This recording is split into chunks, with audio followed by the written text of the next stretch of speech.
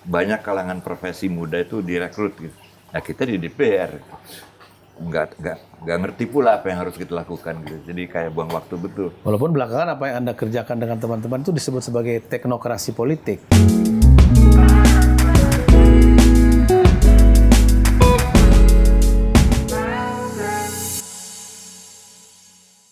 Dia bilang ya kalau nggak mau masuk Golkar jadi anggota DPR atau DPRD, saya tangkepin kamu. Masuk BUI. Jadi mau Golkar atau suka miskin? Penjaranya apa dulu? RTM, Rumah Tahanan Militer di Jalan Jawa. Iya. Belakangan saya tahu itu cuman blak.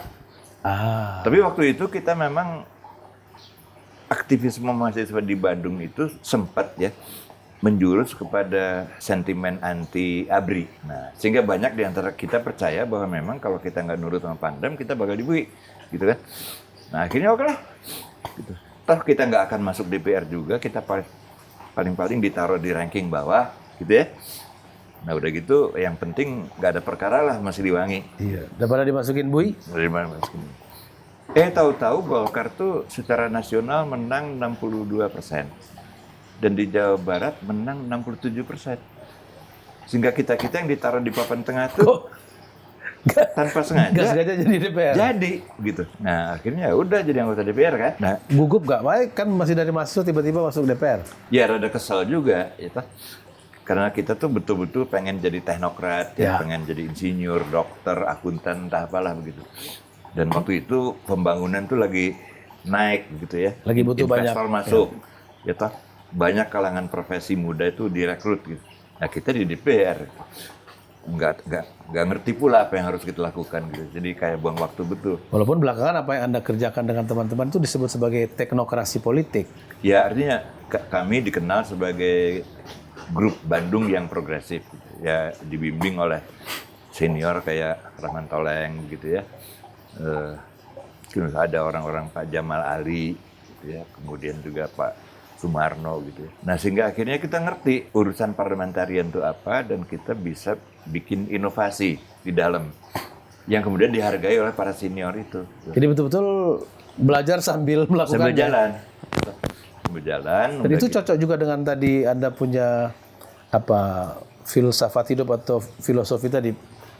Ya tidak boleh mudah, harus susah supaya ya sebetulnya disebut filosofi juga enggak, cuman panas sama diri sendiri aja. Masa gua terima dikatain terus sama orang kan gitu. Gitu. Jadi saya mesti kasih lihat saya bisa gitu ya. Dan kayaknya seneng gitu ya kalau misalnya bisa mengatasi diri sendiri. Makanya saya jadi bisa main tenis. Gitu. Karena saya latihannya sama dengan kerangka yang tadi. Tidak di depan umum, di kamar pakai kaca, jadi berlatih supaya gerakannya kelihatan benar. Nah, kalau udah fasih berlatih di kamar sendirian, baru saya turun ke lapangan berlatih sama dengan bola sama pelatih. Dan saya juga memastikan bahwa saya nggak dilihat orang waktu berlatih, sehingga tiba-tiba orang lihat saya bisa. Kok bisa? Kapan belajarnya? Kapan belajarnya kan gitu. Itu reaksi yang saya suka. Gitu. Sama nggak dengan waktu Anda kan dipilih menjadi sekjen, sekretaris jenderal Golkar, belum jadi partai, golongan karya sebenarnya partai. Ya. Itu umur 36, 37? 40. Itu kan juga bukan umur tua untuk partai yang... Karena biasanya yang jadi itu militer berpangkat Majen. Majen ke atas? Umur 58. Iya, yang sudah lulus, sudah pensiun. Sudah pensiun. Ya. Tiba-tiba ini ada ceritanya. Waktu menjelang Munas Golkar, saya kan dicalonkan jadi sekjen. Saya cuma tahu saya dicalonkan oleh Pak Benny Murdani. Gitu. Beliau waktu itu belum Panglima. Asisten Intel. Hankam. Pangap. Tiba-tiba betul jadi. Nah, jadi orang yang saya datangi kan Pak Benny. Terus Pak Benny, kayak seperti mau berterima kasih nggak? Saya didukung jadi sekjen Golkar, cuman ini deal politiknya apa? Saya kan nggak ngerti kenapa saya jadi. Saya bilang ya kalau mau tahu deal politiknya, kamu tanya dong ke orang yang nyuruh kamu jadi sekjen. Siapa? Pak Harto yang nyuruh. Loh, nah, akhirnya kita bahwa di mata Pak Harto, saya ini orang yang mampu berpikir strategik dan kemudian juga jalan pikirannya seperti tentara. Dan yang juga penting, Sarwono ini bagus dalam manajemen krisis. Sebentar. Kan waktu mahasiswa Anda menulis kritik terhadap Pak Harto? Oh enggak? Di majalah-majalah mahasiswa? Atau Enggak. berbicara di forum-forum? Enggak. Oh enggak pernah? Enggak, cuman sasaran kritik saya itu ini, politik yang berbasis ideologi gitu ya. Oh, Nasakom. ideologi lama. Nasakomnya. Ya. Kalau Pak Harto nggak pernah saya singgung. Nah, jadi akhirnya waktu saya sudah jadi sekjen, Pak Harto kumpulkan kami-kami ini di Dewan Pembina. Nah, saya hadir sebagai sekjen karena diminta datang oleh Pak Dar, Dewan Pembina. Terus Pak Harto bilang bahwa Golkar itu harus dibesarkan supaya nanti satu waktu kelak Golkar itu bisa bersaing dengan partai-partai baru yang sekarang namanya aja kita belum tahu. Karena nanti kalau kita sudah pergi, Indonesia itu sudah dipastikan akan mempunyai sistem politik multipartai. Multipartai demokratis terbuka gitu ya. Itu tahun 94 gitu dia mau. lompat. Tapi Anda tidak lompat, sebelumnya kan wakil sekjen kalau nggak salah ya? Enggak. Oh enggak juga? Dari sekretaris fraksi ke sekjen. Oh. Dan yang mengerti gimana caranya kita ke sana tuh ya orang-orang sipil. Kalau kita di tentara kan nggak Itu kata Pak ngerti. Harto? Ya Pak Harto. Ya ini terserah nih, sekjennya kan Mas Sarwono ini gitu. Saya harapkan aja dia ngerti gitu.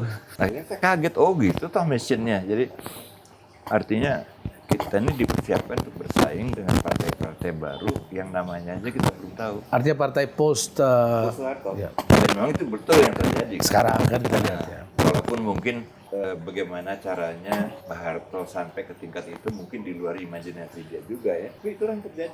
Saya akhirnya langsung mau menerobos soal kepartaian karena dulu kalau tidak salah Golkar itu kan partai yang di-create dan bukan bekas peserta pemilu 55. Jadi tidak punya basis populer lah katakanlah begitu. Tidak punya basis akar rumput. Dan dia diisi oleh kaum teknokrat, malah pegawai negeri, pegawai BUMN, keluarga ABRI dan segala. ABRI ada polisi di situ. Nah, terus kepengurusan Anda dan Pak Darmono ya membuat apa yang disebut sebagai program karakter des. Kader penggerak teritorial desa. Saya sampai ingat karena ayah saya juga pegawai negeri. Bagaimana itu penjelasannya? Ya artinya itu adalah jabaran dari persiapan Golkar itu ke arah multipartai. Itu tahun 83. 83. Gitu. Berarti habis pemilu ya? Pemilu 82. Modal dasarnya adalah apa yang disebut 3 jalur. A, B, dan G. Jalur A itu adalah ABRI dengan keluarga besarnya, B itu adalah birokrasi dengan keluarga besarnya, G adalah unsur-unsur sipil di luar itu semua. Yang dalam Golkar gitu ya? Golkarnya. Ormas apa gitu? Yang G ini itu dikelompokkan kembali menjadi 7 kelompok induk organisasi namanya. Di sana ada Kosgoro, MKGR, ada macam-macam lah. Ya. Nah, itu kemudian yang diorganisir untuk katakanlah menciptakan Golkar baru yang divisualisasikan oleh Pak Harto itu. Melalui apa? Melalui transformasi keanggotaan. Jadi keanggotaan di Golkar yang tadinya berdasarkan keanggotaan A, B, dan G, itu ditransformasikan menjadi keanggotaan perorangan. Oke. Nah, dalam rangka ini, kemudian ada 2 tipe kaderisasi. Yang satu adalah karakter des, di mana orang-orang di desa itu disiapkan untuk menjadi anggota perorangan Golkar. Ada lagi yang satu lagi adalah karsinal namanya, kaderisasi fungsional, di mana yang menjadi target adalah orang-orang di lingkungan profesi masing-masing. Itu juga nantinya dikondisikan untuk bisa menjadi anggota Golkar secara individu. Setelah dikondisikan, kami kemudian menyiapkan sistemnya untuk merekrut orang sebagai perorangan menjadi anggota Golkar. Jadi tidak lagi berdasarkan kelompok-kelompok tadi, ABRI, birokrasi, apa gitu ya? Cuman kemudian hubungan ya antara Golkar yang berdasarkan keanggotaan individu ini dengan Golkar asalnya yaitu ABG itu dirumuskan kembali formatnya. Nah jadi A, B, dan G itu dirumuskan sebagai organisasi-organisasi yang mempunyai hubungan historis dengan Golkar, tapi tidak lagi mempunyai hubungan struktural, gitu.